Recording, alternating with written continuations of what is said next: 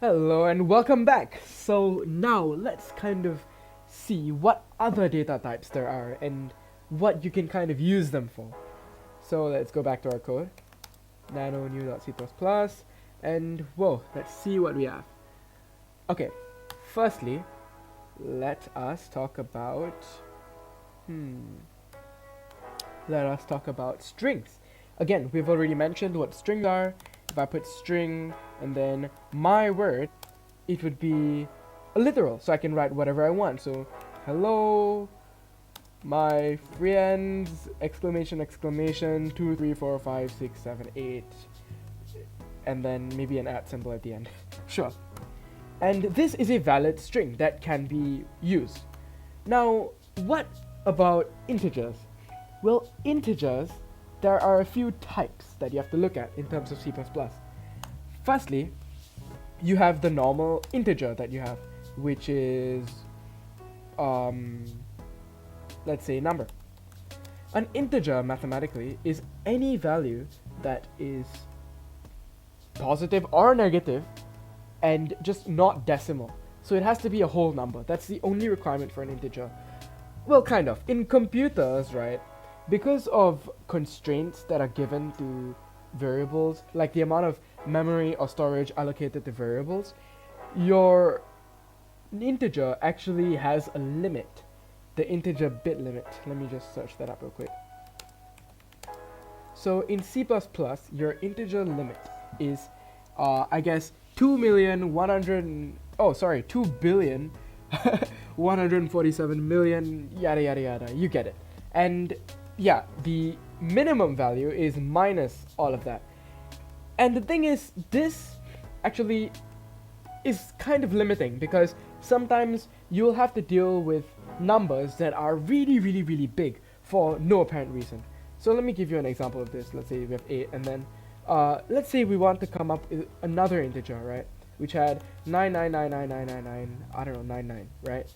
This number, wait, is this the right amount? Let me just add a few more for good measure. This amount can't really be calculated, or no math can be done with it with C++. C++ will look at it and go, whoa, that is more than the maximum, I don't know what to do with this. And it'll either round it all the way down and then go and become a negative number, or it will cause an overflow, depending on, like, I guess, how you declare it. But yeah, in this case, you don't want to not be able to deal with this. So what exactly can you do? Well, C++ has this thing called a long integer. A long integer, right, is... Whoa, hold on. Let me just go and double check. Oh yeah, a long integer. A long integer has a crazy range. I'm not even gonna try and guess what this number is, but it's really big, as you can tell. So yeah, that's another kind of integer that you need to be concerned about, which you kind of use just by putting long int. In this case, long int number, the whole number, will allow you to do, I guess, math with the integer while respecting space, because long integer, again, it's not infinite and it does take up more memory, but it allows you to do math. So that's another one you have to look at. And then there's this thing you have to consider, which is signed and unsigned integers. So if we look at ints, right, you might be wondering, what exactly is the point of having this many negatives and this many positives? I mean, if my program, like, is not equipped to deal with the negative numbers, can I just not use the negative numbers? It feels like a waste, right? Like, let's say I was dealing with the number of submissions given to my homework assignment. Would I really benefit from having the capacity to store -2 billion in there? Like, you think Jeff is gonna pull up to class and unsubmit 2 billion assignments? It doesn't make sense, right? So how you can go about optimizing this is using this thing called signed and unsigned. So if we look at an unsigned integer limit, it's between 0 and 4 billion, which is basically taking the range of an integer and just shifting it forward to start from 0. So instead of from 2 billion, from negative 2 billion to 2 billion, it's now from 0 to 4 billion, which is actually really smart and very useful in a lot of cases. So again, unsigned and signed, you have to kind of declare them the exact same way. Unsigned, you just write, as I will show you here, unsigned, and then int. Did I spell that? Oh, you signed. Unsigned, and then int. And then over here, you can write whatever value you want. Like hi is equal to 1, right? That's a perfectly respectable thing you can do. Then, yeah, I've explained signs, unsigns, long, longs. Well, technically, there's this one thing called a short, I believe. Yeah, if you want to save space, you can come up and use a short.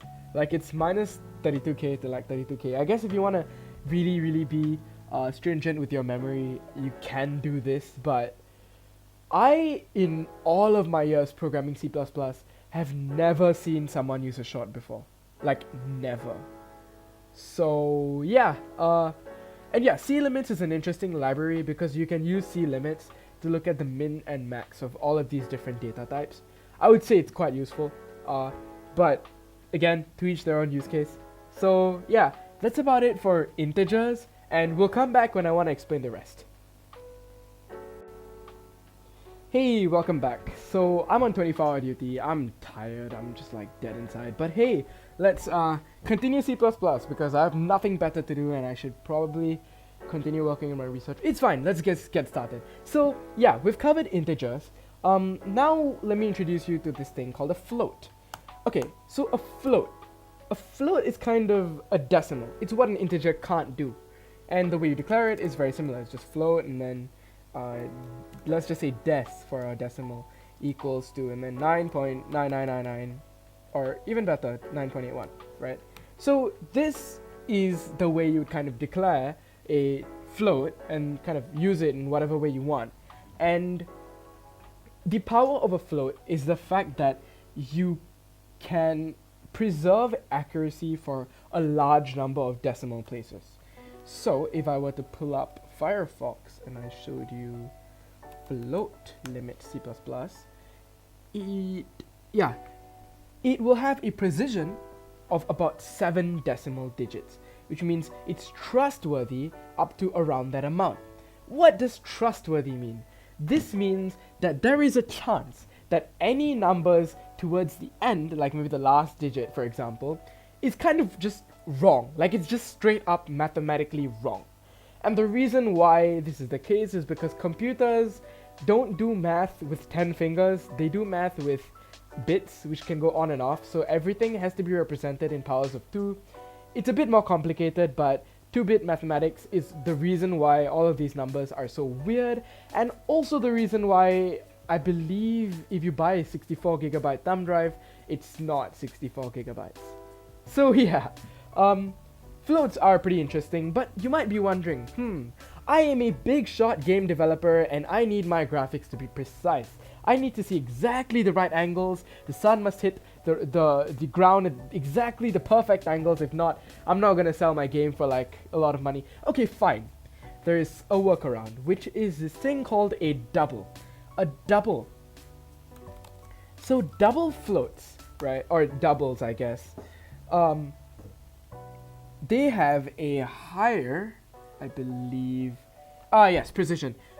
So doubles offer approximately about 16 decimal digits of precision, which I would say is better because if you're dealing with decimals in the first place, you probably want to preserve some sort of accuracy. So doubles are the way to go in my opinion. But yeah, they do cost more in terms of memory, so it depends on your use case again.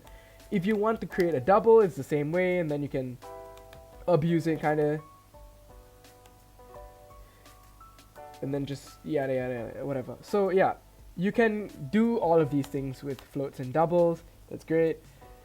Now let me move on. Hold on, I'm recording, right? Yeah, I'm recording. Now let me move on to the more interesting ones. Oops, what did I... Oh, whoa, what did I just do? Okay, I'm not very used to this, but hey, whatever. Now let's move on to the next one. Next up, we have bools. So bools or booleans or I guess true falses, whatever you want to call them, these are effectively, as the name suggests, trues and falses. So a boolean is kind of like a really small variable that literally has only two states, which is true and false. Why this is good? Because you don't need to worry a lot about things going wrong in your code. Why this is bad? Because I would say a lot of people don't like using booleans because they think it's not as space efficient sometimes as they could be.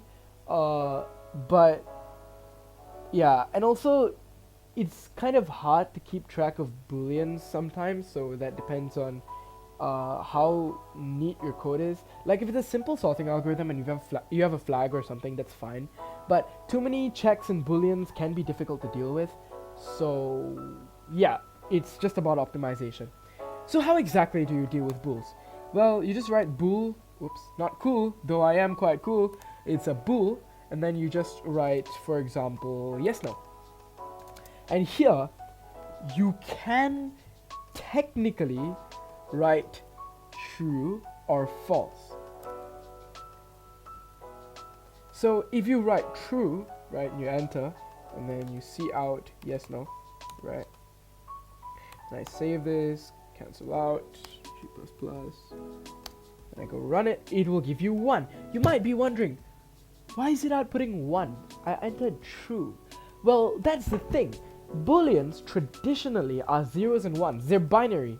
So whenever you write true, it's the same as 1. And if you assign false, it's the same as 0. And vice versa. If you assign 1 or 0, it's the same as true and false. So languages like Python, for example, have an absolute field day with this.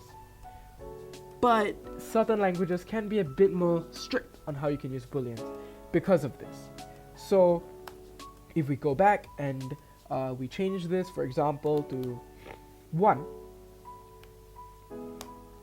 we X out, compile it again, and then run it. Yeah, it should still give you the same result, which is 1. So yeah, that is kind of how booleans work at a very basic level. Next up, I think I'll cover arrays, so stay tuned.